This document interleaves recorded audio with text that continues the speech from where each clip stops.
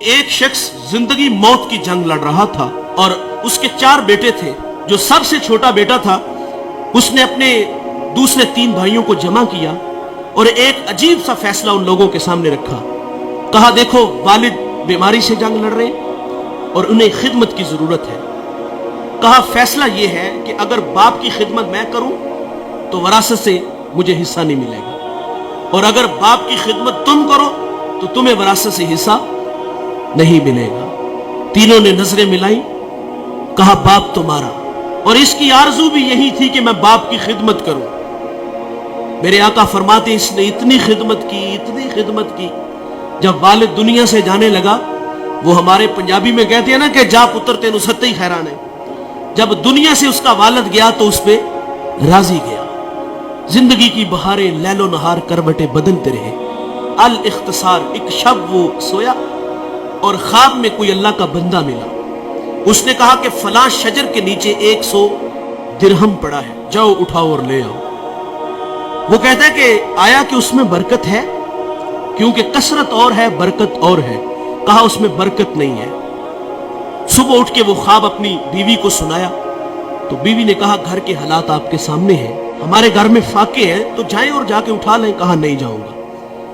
وہ فرماتے میں دوسرے دن پھر سویا تو مجھے وہی بزرگ ملے. کہا بیٹے وہاں 10 درہم پڑے ہیں. کہا برکت ہے؟ کہا برکت نہیں ہے. تیسرے دن پھر ملے. کہا وہاں 1 درہم پڑا ہے. کہا برکت ہے؟ کہا ہاں اس میں برکت ہے. گئے اور وہاں 1 درہم پڑا تھا، اٹھایا اور بازار چلے گئے. اور وہاں ایک شخص آواز دے رہا تھا 1 درہم میں 2 مچھلیاں.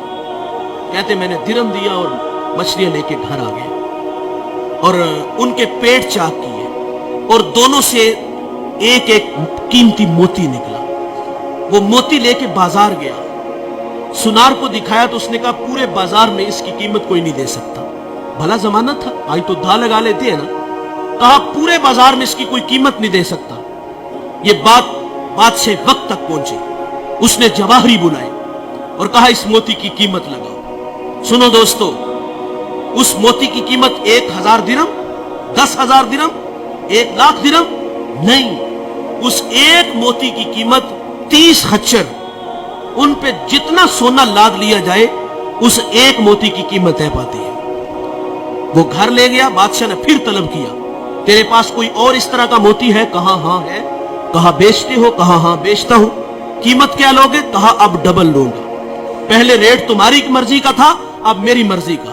کہا ڈبل لوں گا. اس نے پھر 60 خچر ان پہ سونا لاد کے اس کو دے دیا. اس شہر کا بادشاہ کے بعد سب سے امیر آدمی وہ بنا. کون؟ جس نے بوڑھے باپ کی خدمت کی. جس نے باپ کی خدمت کی وہ اس شہر کا امیر شخص بنا. اور دوستو دولت ہی سب کچھ نہیں، ماں باپ بہت بڑی دولت ہے.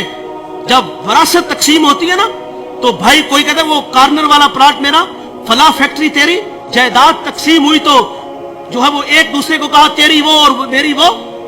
اور جب بوڑھے ماں باپ کی باری آتی ہے تو اس وقت تماشا دیکھنے والا ہوتا ہے. وہاں ہر بیٹے کی آرزو یہ ہوتی ہے کہ یار یہ باپ دوسرے بھائی کے کھاتے میں چلا جائے نا تو میں تھوڑا سا آسودہ ہو جاؤں گا. اب کوئی کہتا ہے 1 مہینہ تم میرا ذرا نکالو نا، میرے تو بچے چھوٹے چھوٹے ہیں، میرے خرچے زیادہ ہیں. اور بچپن میں وہ 500 کی دہاڑی لگاتا تھا اور اس کے 5 بھائی تھے تم. اس نے ایسا تو نہیں کیا کہ تمہیں دارالامان میں چھوڑ آیا ہو. ایسا تو نہیں ہوا کہ کسی کے آگے تمہیں بیچ آیا ہو. وہ 8 سے 18 گھنٹے کام کرتا رہا ہمارے لیے. اور آج وراثت تقسیم ہوئی تو کہا باپ تیرا، ماں تیری، تیرا کچھ نہیں لگتا. وہ ہمارے لیے انہوں نے کتنی قربانیاں دی، کتنی محبتیں بانٹی. آج کی اس بزم میں میں اور آپ عزم کریں کہ آج کے بعد ہم ماں باپ کا دل نہیں دکھائیں گے. ماں باپ ناراض ہیں تو ابھی جا کے ان سے معذرت کر لیں. یقین جانے ایک لمحہ لگتا ہے. میں پچھلے دنوں توبہ ٹیک سنگھ ایک جگہ خطاب کرنے گیا تو وہ بچہ مجھے دلائل دینے لگا کہ والدین کی زیادتی ہے. بڑی عجیب سی باتیں کرنے لگا. لیکن میں نے اس کے دل کے دروازے پہ دستک دی. اللہ کا شکر ہے کہ وہاں جھٹکا لگا اور وہ مجھے کہتا وہ نہیں مانے گے. میں نے کہا جاؤ تو صحیح یار. وہ کہتا میں کل جاؤں گا. محض زندگی وفا کرے نہ کرے جاؤ یار. وہ 10 منٹ بعد واپس آیا. وہ کہتا ہے یار یہ تو کائنات ہی عجیب سی ہے. میں بس جا کے ہاتھ باندھ کے کھڑا ہوا ہوں اور مجھے میرے باپ نے مجھے سینے سے لگا لیا.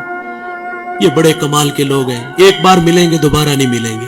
اللہ تعالیٰ سے دعا ہے کہ اللہ ہمیں ان کی قدر کرنے کی توفیق عطا فرمائے۔ اس ویڈیو کو شیئر ضرور کریں، ہو سکتا ہے آپ کے ایک شیئر سے یہ بات کسی کے دل میں اتر جائے۔